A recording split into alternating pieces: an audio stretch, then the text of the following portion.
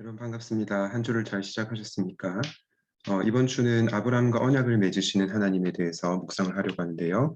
창세기 12장 1절에서 4절을 보도록 하겠습니다. 주님께서 아브라함에게 말씀하셨다. 너는 내가 살고 있는 땅과 내가 난 곳과 너의 아버지의 집을 떠나서 내가 보여주는 땅으로 가거라. 내가 너로 큰 민족이 되게 하고 너에게 복을 주어서 내가 크게 이름을 떨치게 하겠다. 너는 복의 근원이 될 것이다.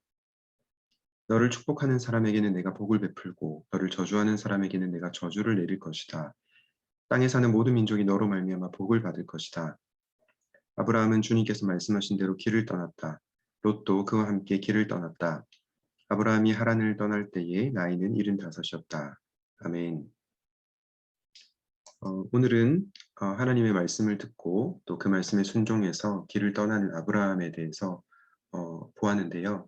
오늘은 아브라함에 대해서 묵상하기보다는 그 아브라함과 언약을 맺으신 하나님, 그리고 아브라함을 찾아오신 하나님을 좀 더 깊이 묵상해 보도록 하겠습니다. 오늘의 주제는 이것입니다. 하나님이 주도적으로 사람과의 관계를 다시 시작하셨습니다. 이 내용을 차근차근 한번 살펴보도록 하겠습니다. 여러분, 우리가 믿는 기독교, 우리가 믿는 종교는 어떤 종교일까요? 먼저 이 말씀을 드리고 싶습니다. 기독교는 찾아오시는 하나님의 종교입니다. 여러분, 이게 굉장히 중요한데요. 다른 종교는 대부분 인간이 하나님께 나아가는, 하나님이라는 표현보다는 신이라고 하죠. 신에게 나아가는 종교입니다. 생각을 한번 해보십시오. 내가 하는 어떤 종교적 행위, 예를 들어서 뭐 절을 열심히 한다든지, 또 신에게 어떤 뭐 제물을 바친다든지, 또 목숨을 거는 행위가 있겠죠. 이렇게 폭탄 그 조끼를 입고 이렇게 자살을 하는 행위. 어쨌든 이런 행위들을 통해서 뭐 열반에 이르려고 하거나 해탈에 이르려고 하거나 구원에 이르려고 하는 그런 우리 인간들이 어떤 신적 존재에 찾아가는 종교이라는 거죠. 그러나 기독교는 유독 찾아오시는 하나님, 우리를 먼저 찾아오시는 하나님에 대한 종교입니다.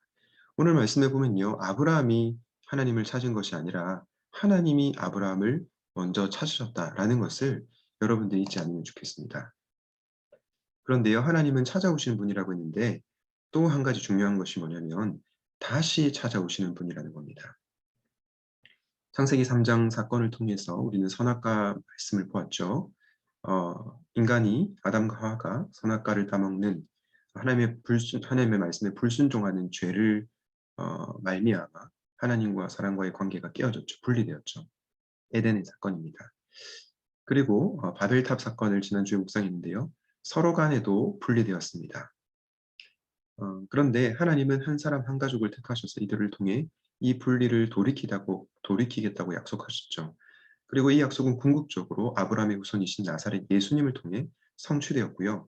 이 약속은 오늘날 교회를 통해서 만수되고 있습니다. 그리고 온 세계의 사람들이 복음을 믿어 하나님의 가족이 되고 있습니다. 죄인인 우리에게 다시 찾아오신 하나님, 우리가 믿는 하나님이라는 것 꼭 기억하십시오. 또 한 가지 중요한 것은요. 하나님은 우리에게 찾아오셔서 약속하시는 하나님이다라는 겁니다. 여러분 성경을 읽을 때 그 여러 가지 키워드가 있는데요. 성경을 어떻게 읽을 것인가? 예컨대 뭐 구속사적으로 읽는다, 하나님 나라의 관점 읽는다 이런 관점들이 있습니다. 그런데 성경을 읽을 때 또 한 가지 중요한 관점은요. 언약으로 성경을 읽는 겁니다. 쉽게 얘기하면 약속으로 성경을 읽는 거죠. 하나님은 인간에게 약속하시는 분이십니다.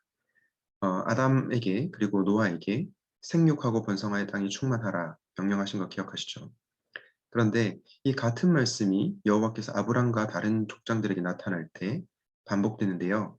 차이점이 뭐냐면 이때는 생육하고 번성하라라고 명령으로 하는 것이 아니고요. 죄송합니다. 내가 너를 생육하게 하리라라고 약속하십니다.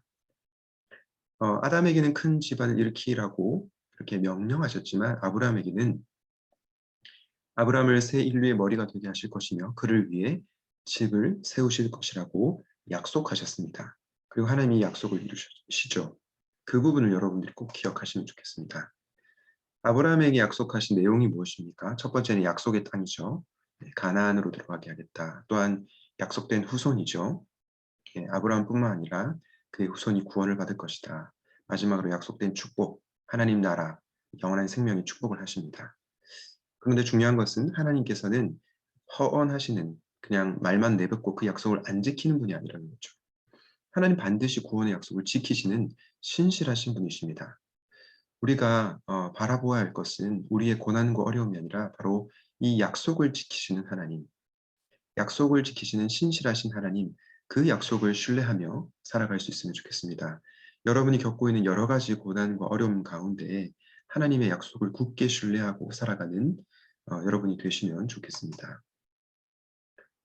마지막으로 한 가지 더 생각해 볼 것은요. 아브라함이 받았던 이 복이 나만의 복, 그만의 복으로 끝나지 않았다는 겁니다. 오늘 창세기 12장 말씀에 보면 너는 복의 근원이 될지어다 하고요. 바로 그 다음 구절에 땅에 사는 모든 민족이 너로 말미암아 복을 받을 것이다. 무슨 메시지입니까? 선교적인 메시지이죠. 하나님께서 우리에게 복 주신 것은 우리를 통해 세상 모든 민족이 복을 받게 하려는 것입니다. 우리가 누리는 복은요, 우리 자신만의 복이 아니라 세상을 위한 복, 세상을 위해 흘러가야 할 복이라는 것 기억하시고 여러분 주변에 이 복음을 아직 믿지 않는 분들에게 담대하게 그리고 지혜롭게 복음을 증거하는 저와 여러분이 되시기를 간절히 소원합니다. 오늘 말씀을 기억하면서 이렇게 기도하면 좋겠습니다. 죄인인 우리에게 먼저 찾아오신 그리고 다시 찾아오신 하나님의 은혜 감사하게 하소서. 구원의 약속을 지키신 신실하신 주님의 은혜에 감사하게 하시고 마지막으로 내가 받은 복이 나만의 복으로 끝나지 않고 복음을 전하게 하소서. 세상으로 흘러가는 복이 되게 하여 주시옵소서. 기도하시겠습니다.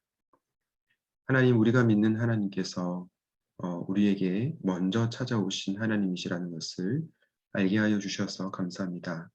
또한 우리가 죄인이어서 또 하나님의 말씀에 불순종하였지만 하나님께서 다시 찾아와 주셔서 진심으로 감사를 드립니다. 또한 우리에게 구원의 약속을 하여 주시고 그 약속을 지키신 분이 우리 하나님이심을 기억합니다. 신실하신 하나님을 신뢰하며 여러 어려움 가운데서도 약속의 말씀을 붙들고 살아가는 우리가 되게 하여 주시옵소서. 하나님, 아브라함에게 주신 복이 아브라함에게만 받고 끝난 복이 아니라 세상을 위해 흘러가야 하는 복이었듯이 하나님 우리에게 복 주신 이유도 우리가 그 복을 전하기 위함이라는 것을 기억합니다. 우리 주변에 여전히 예수님을 믿지 않는 자들에게 복음을 증거하게 하시고 우리가 정말로 선교적 정체성을 가지고 살아갈 수 있도록 인도하여 주시옵소서. 이 모든 말씀을 우리 구주 예수 그리스도 이름으로 기도하였습니다. 아멘.